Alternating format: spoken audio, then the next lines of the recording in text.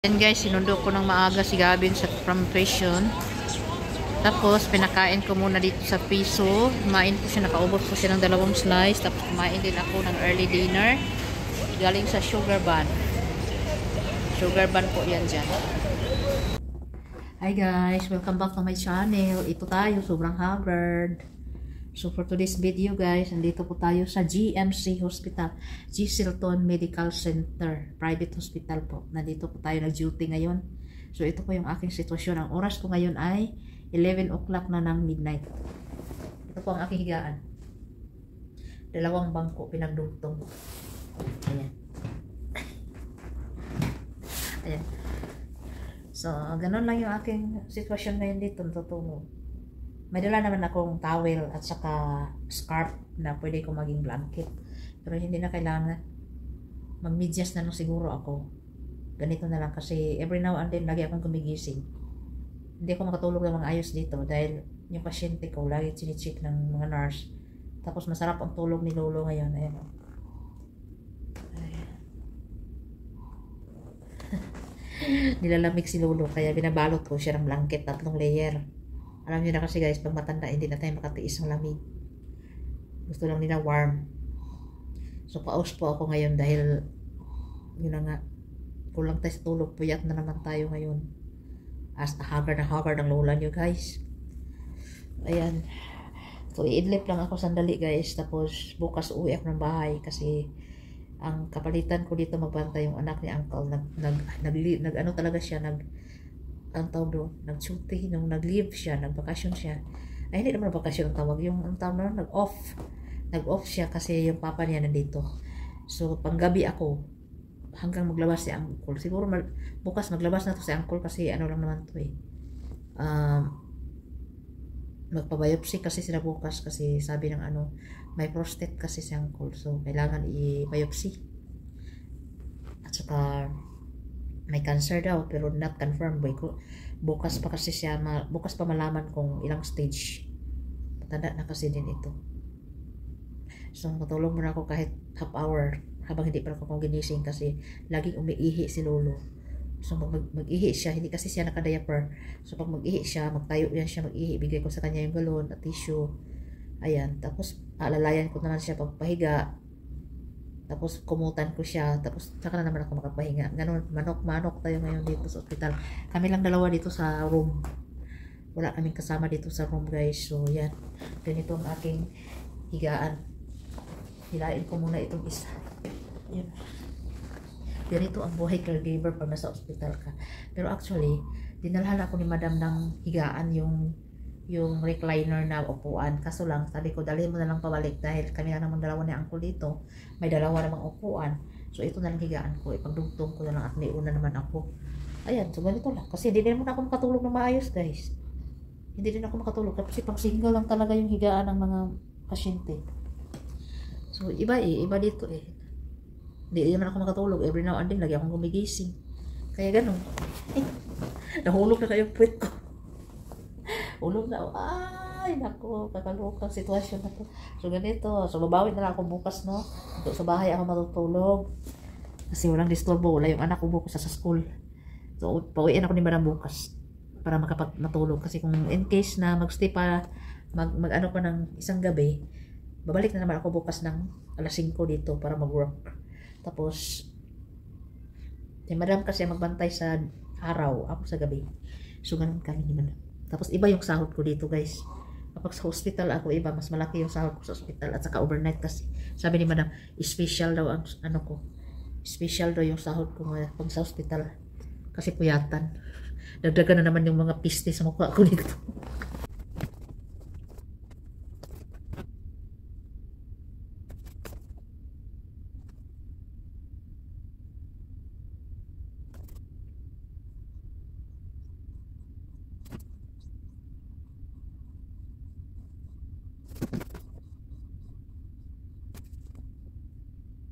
Good morning guys.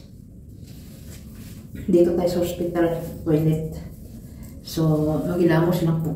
Maghilamos lang ako guys kasi mamaya uuwi na ako ng bahay. Para matulog ng maayos, babawi. Matulog at saka maligo.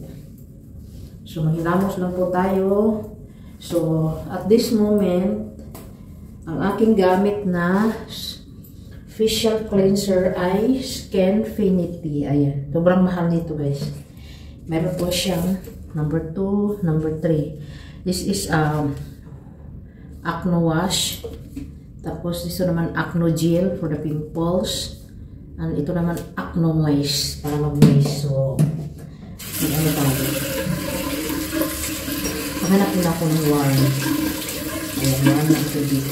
Dapat warm. Hagad ako guys. Makikipagit. Mainit. Nagpalit na po ako ng damit. At nagpalit na din ako ng panty liner.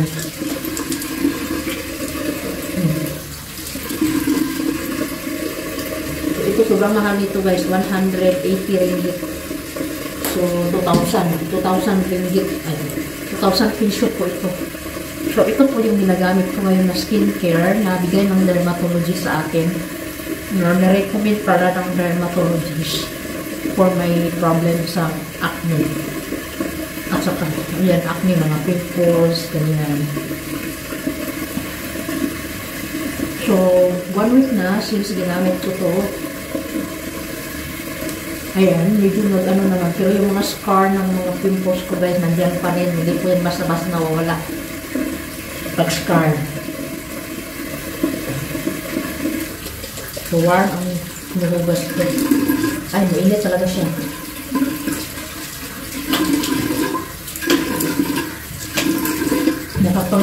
Nagkape na pala ako guys, ng sugar. Partneran ko ng cake. Kunti lang naman yung slice cake. Kunti lang. Isang slice cake. Pero naubos. Sobrang dami. So, sa bahay na ako maligo. Hilamos lang ako para naman ma-freshen up yung ating pamumukhang haggard na haggard. Para malinis naman.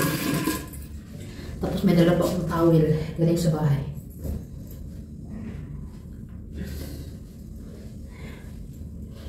Nagpalit lang po ako ng damit. Kasi hindi pa naman ako mabaho. Kasi isang gabi pa lang naman ako dito. Dahil wala na tayong tulog.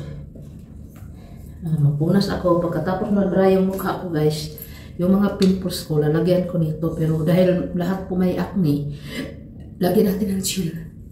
Lalo na dito bandaw. At saka dito. So, ito yung skincare ko na ginagamit. Sana maging okay yung mukha ko na. Na-allergic kasi yung mukha ko at saka stress din.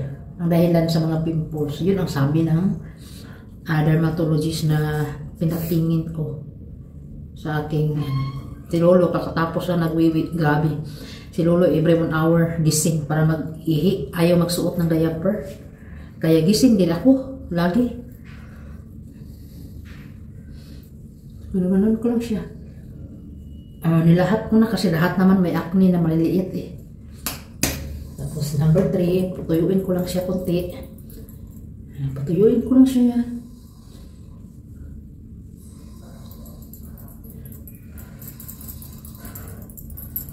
Ayan.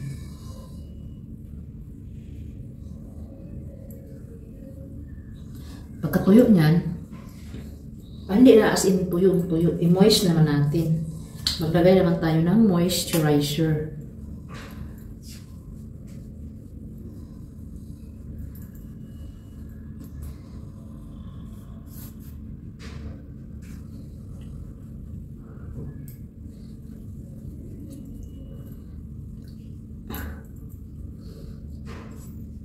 Para hindi tayo mag-dry.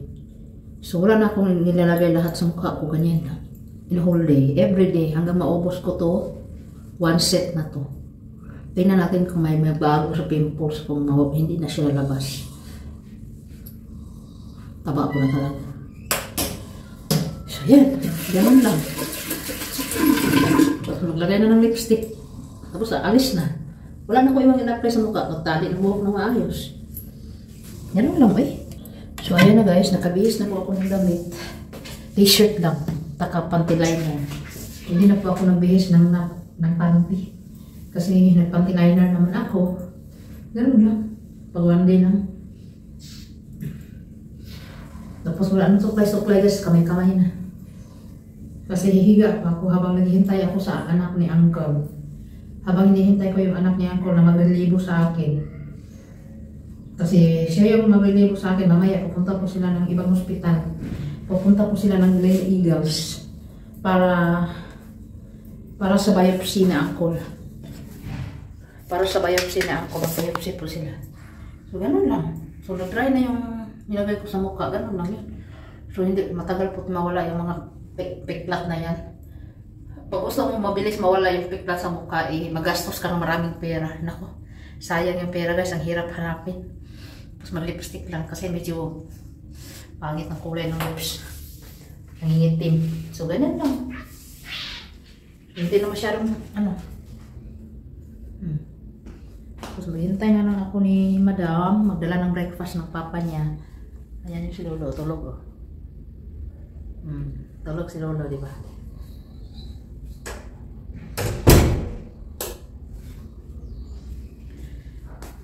Nakapagkape na rin ako dahil wala nga tayong tulog. Ayan. Ilalagay ko muna kayo dito guys ha.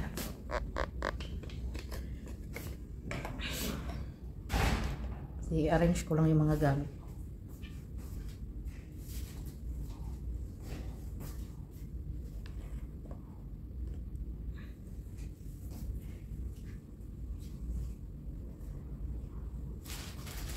I-arrange ko lang siya guys. Mga dun lang. Tawid ako.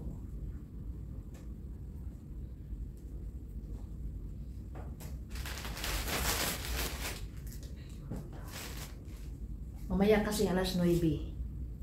Dadalhin si Uncle sa kabilang hospital sa private din para biopsy niya. Para makita talaga kung anong stage na yung cancer niya. Ito yung blanket ko kagabi. Yan. Kasi wala talaga akong proper na tulog. Ganito ang buhay caregiver guys. Pag nasa hospital ka, hindi ka talaga nakatulog na maayos. Ilipit ko na siya.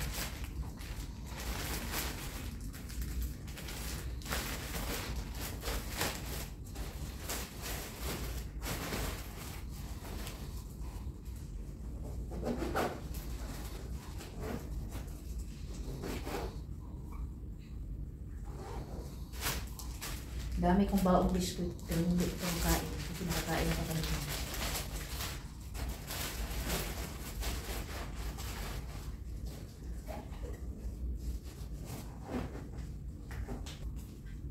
Ayun, nakaready na yung backpack ko. Tulog pa rin si Lolo. Ayan guys, narinig na yun na. So this is a day in my life in hospital as a caregiver. So ganito, sa kabilang bed, walang tao, pero malinis na po yan. Ready for occupancy na para sa next, para mamaya mayroong magdating na pasyenteng bago. So gusto ko mag-lipstick ngayon, pero mamaya hindi na ako mag-lipstick guys. Pakita ko lang sa inyo yung view sa labas. Morning dito sa hospital. Ayan. Ayan. Nandito kami sa 6th floor guys. Ayan. Kota Kinabalu, Metro Town. Nandito tayo sa Metro Town guys. Hospital ng Metro Town. So yan lang po ang view na makikita from the window. Ayan. May bagong building na naman pinatayo. So sa baba dyan. Yan. Wala pa, morning pa guys. 6:30 pa lang. Tapos, mamaya, uuwi na ako mamaya. Kasi, yun nga, sabi ni Madam, matulog ako. Kasi, hindi pa natin alam kung mag-overnight ba ulit si Uncle dito. So, ako na naman ang magbantay niya sa gabi. So, uuwi muna ako daw. Magagawin ko yung mga anong gagawin ko sa bahay, si kaso. Napakabait ng boss ko, guys. Napakabait ng mag-ama. Tapos, tawagan lang daw niya ako, update lang daw niya ako kung anong update about sa ni Uncle. Pero kung uuwi na sila ng bahay, hindi ko na kailangan mag-overnight. So back to normal naman ako na office hour lang yung work ko everyday. Except Saturday, Sunday. Kasi yung Saturday, Sunday yun yung aking business day. Sunday yun ang aking family day. Mag-general cleaning ako sa bahay. Ganun, tapos maglaba ako, Na ganon. Tapos siguro, ang dami kong gagawin sa buhay. Tapos yung sa Sunday naman, yun. Ay, ngayon palang Sunday. Ay, nalilito ako guys. Ngayon palang Saturday, mayroon po akong seminar sa driving. So that's the day, my first day for my learning. So puhon-puhon guys, maka-license na po tayo. Sana maawa ang Diyos, makapasa po tayo. Maka-driving na po tayo, may lisensya na po tayo at matuto na rin akong magda-drive.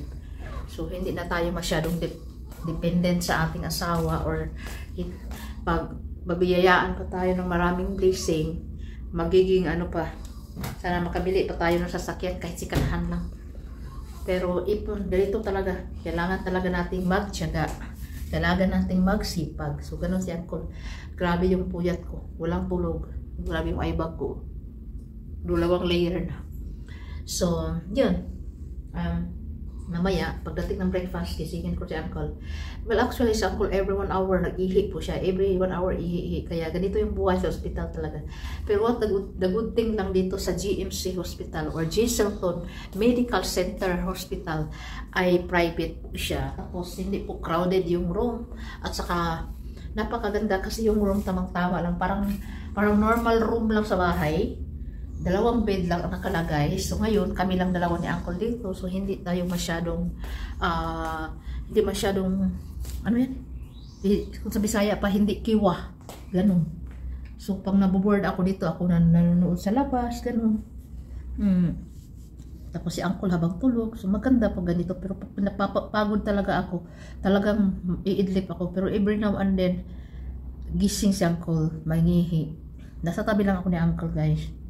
At saka ang kagandahan lang kasi si Uncle talaga ay hindi maingay. Ihi lang naman talaga ang problema niya. Mag-ihi lang siya.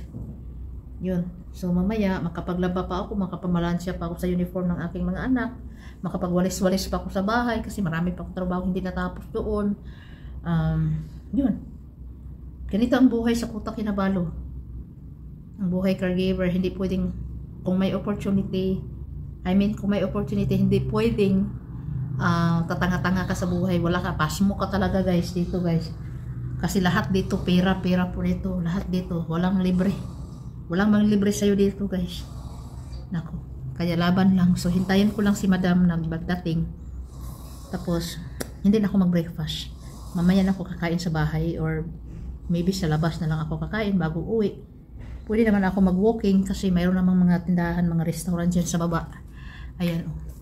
May mga restaurant dyan sa baba, sa labas. And then, yes, that's all guys. I hope na mayroon kayong natutunan or mayroon na-enjoy nyo ang video natin for today's vlog, for today's episode. So, actually ako hindi naman ako palaging nagbablog kasi hindi ako everyday nagbablog kasi twice a week lang po ako nag-upload. So, mapapanood yung video na to is very delay na po. Ganun talaga. So, sa Premiere ko po to ina-upload minsan. Kasi wala naman tayo masyadong maraming viewers. So sana guys, don't forget to like and subscribe our channel guys. Ayan na guys, nagka-on si Lolo. Kay mamaya na yung biopsy niya. So uuwi na rin ako mamaya. Pagdating ng panganay niyang anak, kain mo na siya. Tapos yung anak niyang bunso nandito na. Kumain na naman ako ng kasi nag-take out siya ng food. Tapos si Lolo, kumain na din. Yun, binababa ko muna si Madam para magbili ng diaper, adult pants kasi mag-travel siya mamaya, baka ma-traffic. Tapos laging umiihi si Lolo. So kailangan yun. Ayaw niyang magsuot pero sinabihan, ini-explain talaga namin ng mabuti sa kanya para maintindihan niya kasi mahirap na pag mag-ihi-ihi siya sa car. Walang diaper, mahirap. Kasi ayaw talaga niyang mag-diaper. So pinilit namin. Pumayag naman. Sabi niya, okay, magbili na lang kayo. Kaya yun, bumaba si Madam. Nandun sa baba ng pharmacy, nagbili ng adult pants. So mamaya, uuwi na ako. Makatulog na din ako ng maayos. Tapos, si Lolo. Update lang ako ni Madam mamaya. So yun lang po yung natin ngayong araw. Don't forget to like and subscribe my channel. Bye!